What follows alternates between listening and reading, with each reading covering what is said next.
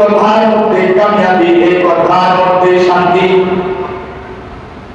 এই কথা যারা স্বীকার করবে দুনিয়ায় তারা শান্তি পাবে, আখিরাতে তারা মুক্তি পাবে। আসে তাদের লোকেরা বলল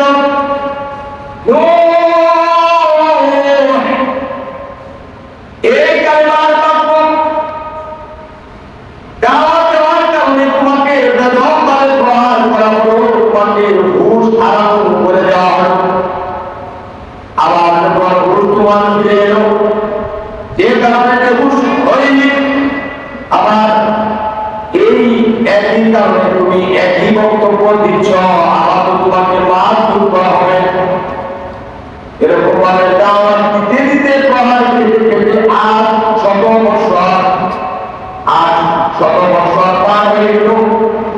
আল্লাহ তাআলা পরবর্তীতে এরকম ভাবে নূহ আলাইহিস সালামের ব্যাপারে বলা হলো, নূহ রে, যতই তাদেরকে দাওয়াত দাও, যতই তাদের কাছে কালেমার দাওয়াত দিয়ে যাও, তারা কালেমা গ্রহণ করবে না, কালেমা তারা স্বীকার করবে না, ইসলামের মধ্যে তারা আসবে না।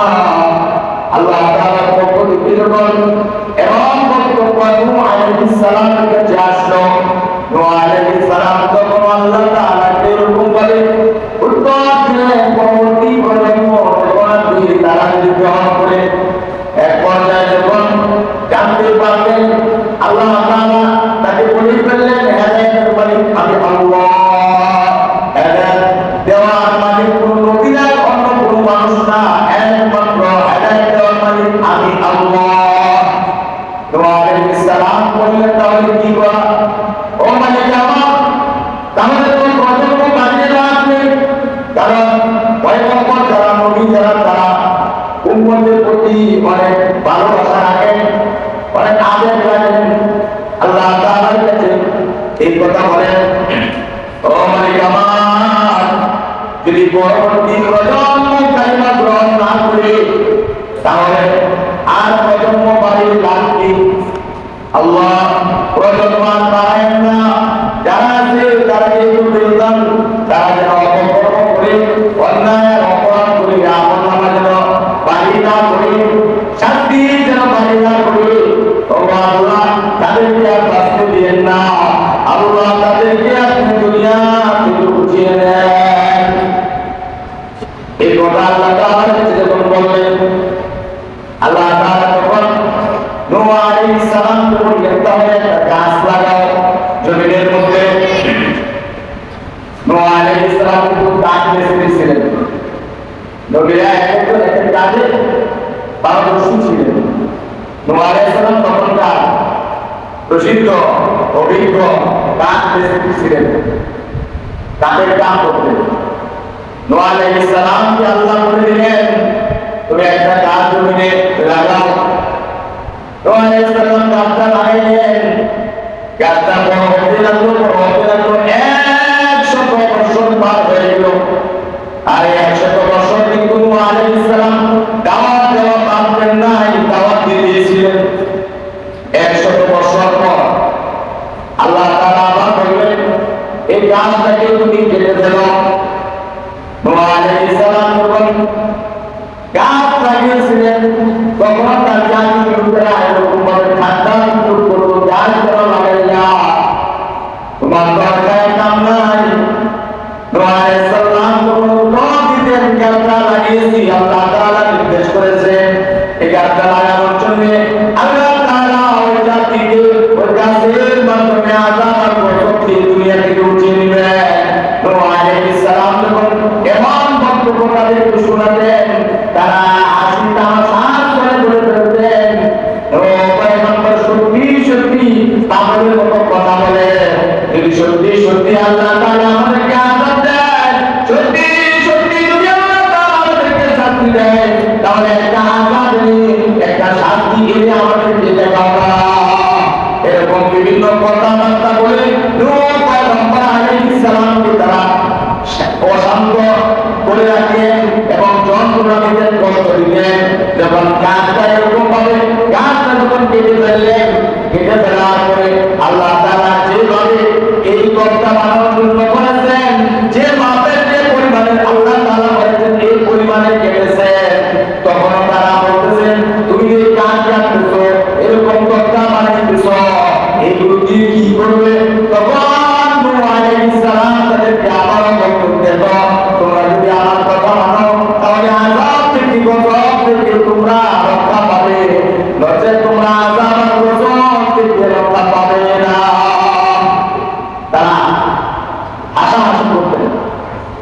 এরকম ভাবে আমরা যেরকম অর্থ হাসি দিই যদি আওয়াজে এরকম তারা গল্প নিয়ে হাসাহাসি করতেন। আর একজন আরেকজনকে বলতেন, দেখো এবারে আল্লাহ নবী আবার কাজ এরকম কাটতেছে, তক্তা বানাইতেছে, এরকম ওই তক্তা দিয়ে বলে কিস্তি বানাবে। আর এই কিস্তির উপরে বলে ইমানদার তারা আহ্বান করবে, তারা ইমান গ্রহণ করবে, তাদেরকে এখানে উদাহরণ হবে, পাবলিক কি বলে আর না বলে এরকম বিভিন্ন ধরনের বাক্য ব্যবহার করে নূহ আলাইহিস সালামকে তারা কষ্ট দিলেন। তখন নূহ আলাইহিস সালাম বললেন, তোমরা যেহেতু আজকে আমাকে এরকম ঠাট্টা করতেছো, এমন একদিন আসবে সেদিন আমরাও তোমাদেরকে কিন্তু এরকম ভাবে বুঝিয়ে দিব। তামাশা তোমরা করতেছো, তোমাদের এই জবাব কিন্তু দেওয়ার সুযোগ আসবে, সবাই আসবে, সেদিন বেশি দূরে নয়। আরে আগে আপনাদের এমন বক্তব্য এমন কথা সেদিন বেশি দূরে নয়। তাহলে একটা আশা হয়ে দেখেন না, এরকম ভাবে জোর আওয়াজে নূহ আলাইহিস সালামকে তারা বক্তব্য দিয়ে শুনে কষ্ট দিতে। নূহ আলাইহিস সালামকে আল্লাহ তাআলা সান্ত্বনা দিয়ে বললেন, ও পয়গম্বর, আপনি এরকম ভাবে এই নৌকা বানান, আমরা যেটা নৌকা হিসেবে পরিচিত। নূহ আলাইহিস সালামকে আল্লাহ তাআলা মাপ দিয়ে দিলেন, পরিমাণ দিয়ে দিলেন। এরকম ভাবে কাঠ কেটে কেটে তক্তা বানিয়ে বানিয়ে নূহ আলাইহিস সালামের কিস্তিকে 3 তলা বিশিষ্ট করলেন। 3 তলা বিশিষ্ট ধীরে ধীরে নূহ আলাইহিস সালাম এরকম ভাবে তাকে 3 তলা বিশিষ্ট করলেন। আল্লাহ তাআলা নূহ পয়গম্বরকে বলে দিলেন কোন তালার মধ্যে কোন প্রাণীগুলো রাখবেন। আল্লাহ তাআলা নূহ আলাইহিস সালামকে জানিয়ে দিলেন। আবার এও জানিয়ে দিলেন, তোমরা কিস্তি যে নির্মাণ করতেছ, কিস্তি যে তুমি বানাইতেছ, আমার পক্ষ থেকে যখন আযাব আসবে তখন পর্যন্ত যে চূড়ার মধ্যে তোমরা রান্না বান্না করো, এই চূড়ার মধ্যে আগুন জ্বলতে থাকবে। আর হঠাৎ করে এই চূড়ার ভেতরে পানি এরকম ভাবে উত্তারিত থাকবে, ভেতর থেকে চূড়ার মধ্য দিয়ে আগুন যখন উঠবে, পানি যখন উঠবে আগুনের ভেতর থেকে, তখন তুমি জেনে নিও আমি আল্লাহ তাআলা আযাব যখন শুরু হয়ে গেছে। এরকম ভাবে কিভাবে কিভাবে হবে সব কিছু নূহ আলাইহিস সালামকে জানিয়ে দিলেন। নূহ আলাইহিস সালাম সব কিছু জেনে নিলেন, এরকম ভাবে কিস্তি বানিয়ে রেখে দিলেন। তখন এলাকার লোকেরা হাসি তামাশা করে বলতেছেন, ও পয়গম্বর, এই কিস্তি কি শুকনো মরুভূমির উপরে, বালুর উপরে, জমিনের উপরে চলবে নাকি? কই তোমার পানি, কই তোমার মহাপ্লাবন? এরকম ভাবে অতিরিক্ত তারা জ্বালাতন করা দিতেছে নূহ আলাইহিস সালাম। আবার শুধু জ্বালাতন করার জায়গায় ওই কিস্তি বানিয়ে নূহ আলাইহিস সালাম থেকে দিয়েছিলেন। ওই কিস্তির মধ্যে তারা এরকম ভাবে একজন আরেকজনের সাথে এরকম মিটিং করে ধরে বলে তারা একটা সিদ্ধান্ত নিল, নূহ আলাইহিস সালামের লোকেরা বলে কিস্তির মধ্যে আরোহণ করবে, চলো চলো আমরা এই কিস্তির মধ্যে বসবাস করার অনুমতি আমরা করে নেই। তাই তারা একে অপরের এটাকে হাসি তামাশার স্থলে তারা এরকম ভাবে নূহ আলাইহিস সালামকে যন্ত্রণা দেওয়ার জন্য কিস্তির মধ্যে তারা প্রবেশ করে, কেউ করে বস্ত্রাণ, কেউ করে পায়খানা, এরকম ভাবে তারা বস্ত্রাণ আর পায়খানা করতে করতে এই কিস্তিকে তারা একেবারে ভরপুর করে ফেললেন। নূহ আলাইহিস সালামকে আল্লাহ তাআলা যেভাবে ইশারা দিয়েছেন সময় মোটামুটি কাছাকাছি অবস্থানে নূহ আলাইহিস সালাম এমন অবস্থান থেকে ভেঙে পড়লেন। আল্লাহ তাআলার উপরে পূর্ণ আস্থা এবং বিশ্বাস রাখলেন। তারা এমন ব্যবহার করেছে, আমরা তো অল্প স্বল্প লোক, তাদের সাথে আমরা বিরোধ করা, তাদের সাথে যদি আমরা মারামারি করতে যাই তাও আমরা পারবো না, এরকম যুদ্ধ করে মারা যাবে না, তাদের সাথে দেখতে পাওয়া যাবে না। নূহ আলাইহিস সালাম আল্লাহ তাআলার উপরে পর্যন্ত আরোপ করলেন। আল্লাহ তাআলা একটা মহামারী ছড়িয়ে দিলেন, একটা রোগ ছড়িয়ে দিলেন, যে রোগটা হলো শ্বেত রোগ, মানুষের কুষ্ঠ রোগ, সারা শরীর সাদা হয়ে যায়, এরকম ভাবে গা হয়ে যাচ্ছে। বিভিন্ন ধরনের ডাক্তার কবিরাজ দেখানোর পরেও এগুলো ভালো হয় না। এলাকার মধ্যে এই রোগের মহামারী ছড়িয়ে পড়েছে, কোন ডাক্তার কবিরাজ দিয়ে ভালো করা সম্ভব না। হঠাৎ করে নূহ আলাইহিস সালামের স্ত্রীর মধ্যে এরকম একটা কুষ্ঠ রোগীকে যখন পায়খানা করার জন্য উঠেছিলেন, হঠাৎ করে পিছন দিয়ে এই স্ত্রীর মধ্যে পড়ে গেলেন, পায়খানার মধ্যে হাবুডুবু খেতে থাকলেন। তার যে কুষ্ঠ রোগ শরীরে হঠাৎ করে কোন রকম সাঁতার কাটিয়ে কোন রকম উঠলেন, কারণ দৌড়ানো অনেক পাশ অনেক বড়, এখানে তারা পচরা পায়খানা এমন ভাবে করেছে যে একটা মানুষ সাঁতার কাটছে ওইখানে সাঁতার কাটতে পারবে। যে রোগটা কুষ্ঠ রোগী, এটা পায়খানা নেই, স্ত্রী থেকে উঠার পরে বাড়িতে গিয়ে যখন পুরা শরীর রুগ্ন করলো, এতে তার শরীরে গা দিয়ে ভরা ছিল, তার শরীরে কুষ্ঠ রোগ, পুরা শরীরে গা ছিল। হঠাৎ করে গা নাই, আশ্চর্য হয়ে গেলেন, আমি হঠাৎ করে এখানে পড়ে গেলাম, আর পায়খানা দুর্গন্ধ, এই স্ত্রীর ব্যাপারে জন্য মলমূত্র আমার শরীরে লাগার কারণে আমার কুষ্ঠ রোগ ভালো হয়ে গিয়েছে। সেই যখন এরকম বলাবলি করতে লাগলো, তার অধীনস্থ যারা তারা এসে দেখে, আহা, হঠাৎ করে তোমার এত বড় কঠিন রোগ, জটিল রোগ, তোমার শরীর পচে গিয়েছিল, হঠাৎ করে ভালো হয়ে গেল, যেন বোঝা যায় শরীরে কোনো গায়ে ছিল না, শরীরে কোনো পছন্দ ছিল না, কিভাবে ভালো হয়ে গেল? ঘটনা যখন ঘুরে ধরিল, একজন আর একজন এরকম শুনতে শুনতে পুরা এলাকায় একটা এরকম আলান হয়ে গেল, অবদান হয়ে গেল যে এই স্ত্রীর মধ্যে পড়ে গিয়ে একটা কুষ্ঠ রোগী পায়খানা তার শরীরে লাগার কারণে তার শরীরে কুষ্ঠ রোগ ভালো হয়ে গেছে।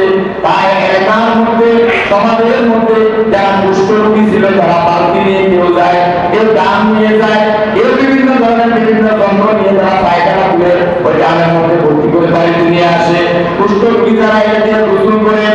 আবার এরকম ভাবে শুনতে শুনতে পুরা এলাকার মানুষ নিতে নিতে নিতে নিতে ওরা 1 তালা 2 তালা 3 তালা বিশিষ্ট স্ত্রী ছিল, 3 তালা যত মলমূত্র ছিল সব শেষ।